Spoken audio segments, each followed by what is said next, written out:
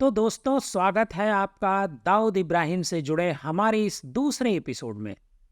पिछले एपिसोड में मैंने आपको बताया कि आखिर कैसे मुंबई की एक छोटी सी गली से निकलकर एक मामूली से हवलदार के बेटे ने इंटरनेशनल टेररिस्ट की ख्याति पाली।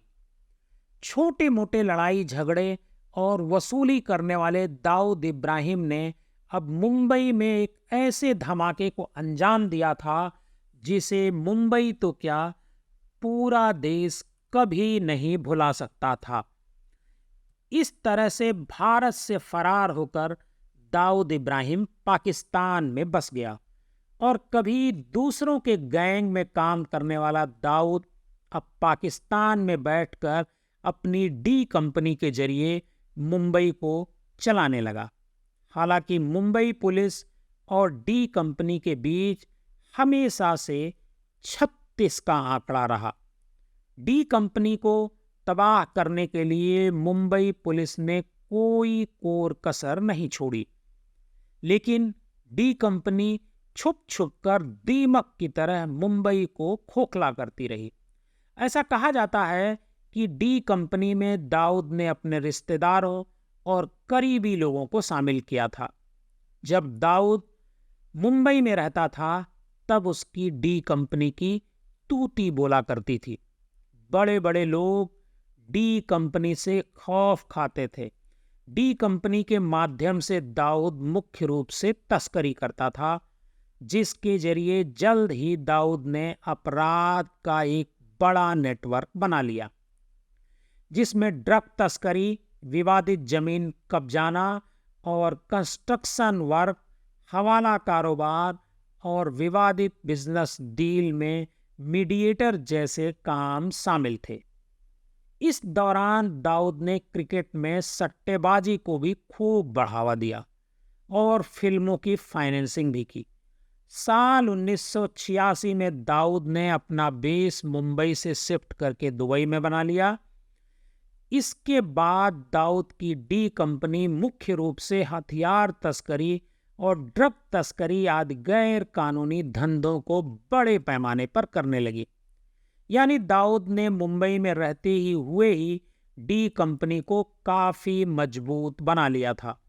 लेकिन मुंबई बम धमाकों और दाऊद की फरारी के बाद मुंबई पुलिस ने डी कंपनी पर बड़ा जबरदस्त एक्शन लिया और डी कंपनी पर लगभग ताला लग गया।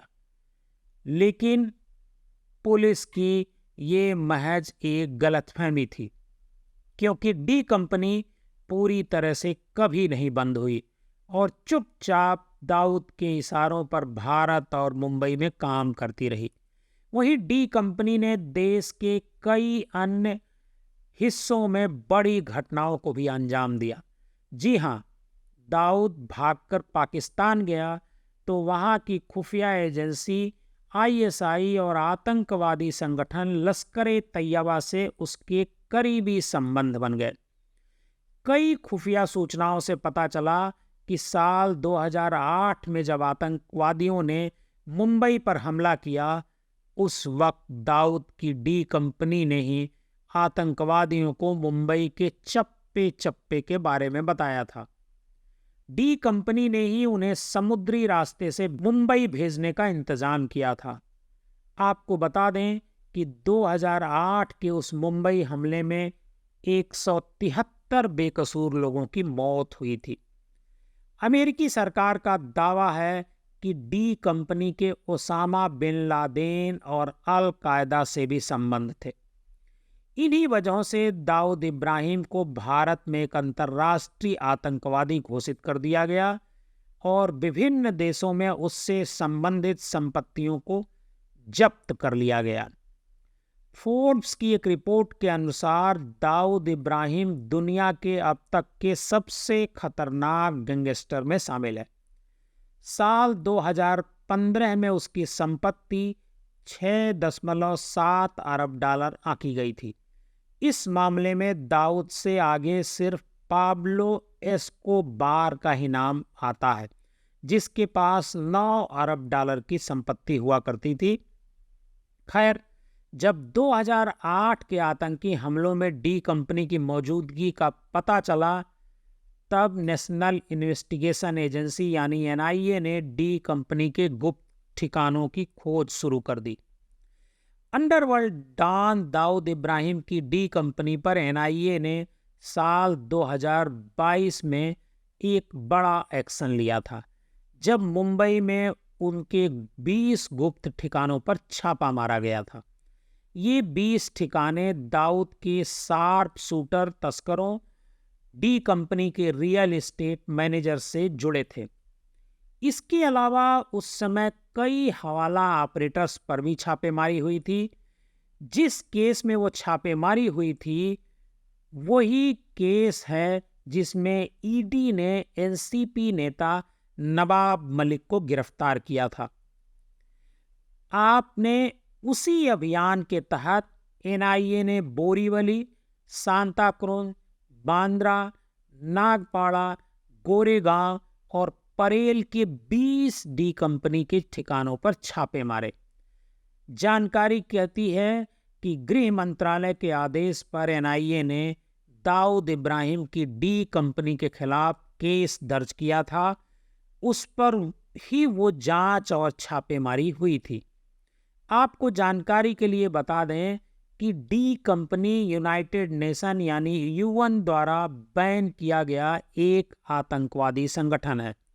वहीं 1993 में हुए बम धमाकों के आरोपी दाऊद को 2003 में यूएन ने भी एक ग्लोबल आतंकी माना था।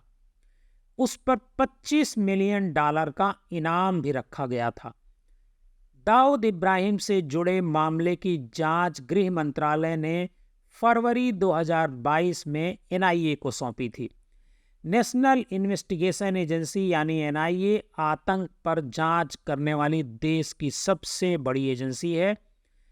इससे पहले तक ईडी दाऊद के जुड़े मामलों की जांच कर रही थी। गृह मंत्रालय की माने तो डी कंपनी और दाऊद इब्राहिम भारत में terror funding, narco terror, drug smuggling और फेक करेंसी का व्यापार आज भी यहाँ आतंक फैलाने का काम कर रहे हैं। यही नहीं, दाऊद इब्राहिम और उसकी डी कंपनी लश्कर-ए-तैयबा, जैसे मोहम्मद और अल कायदा के जरिए भारत में आतंकी गतिविधियों को भी अंजाम दे रहे हैं। आपको बता दें कि इन दिनों एनआईए की नज़र सिर्फ दाऊद इब्राहिम और उसकी डी कंपनी पर ही नहीं है, बल्कि डी कंपनी से जुड़े दाऊद इब्राहिम के कुछ खास गुर्गे भी एनआईए के निशाने पर हैं, जिसमें छोटा शकील, जावेद चिकना, टाइगर मेनन जैसे अनेकों फरार गैंगस्टर शामिल हैं। दाऊद का एक खास इकबाल मिर्ची और उसकी बहन हसीना पारकर भी लंबे समय तक डी कंपनी से जुड़े रहे, जिनकी अब मृत्यु हो चुकी है। लेकिन दाऊद का खास गुर्गा टाइगर मेनन और मुंबई धमाकों में बराबरी के हिस्सेदार टाइगर मेनन को आज भी भारत सरकार खोज रही है। खैर, खोज तो आज तक दाऊद इब्राहिम की भी जारी है, जो आज भी पाकिस्तान में ऐशो आराम की जिंदगी जी रहा है, जिसकी तस्वीरें और जानकारियां आज भी सोशल मीडिया पर आती रहती हैं। तो आखिर दाऊद से जुड़ी उन जानकारियों में कितनी सच्चाई है? तो आखिर क्या है दाऊद की मौजूदा स्थिति?